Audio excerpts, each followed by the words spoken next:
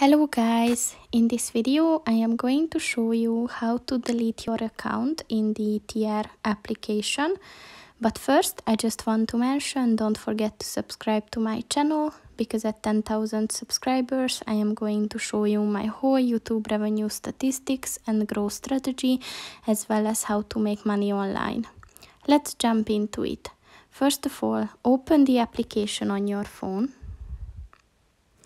Then click on the two lines at the top of the page on the left.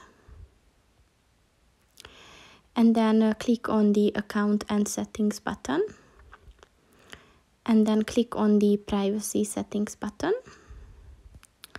And if you scroll down at the end, at your account section, there is an option to delete your account. So just click on that. And then you will receive a warning that you won't be able to use this account with the same email address or phone number for the next 30 days. And if you still want to delete it, click on the delete account again. And my account will be deleted soon. So that's pretty much it for this video, guys. See you in the next one. Goodbye.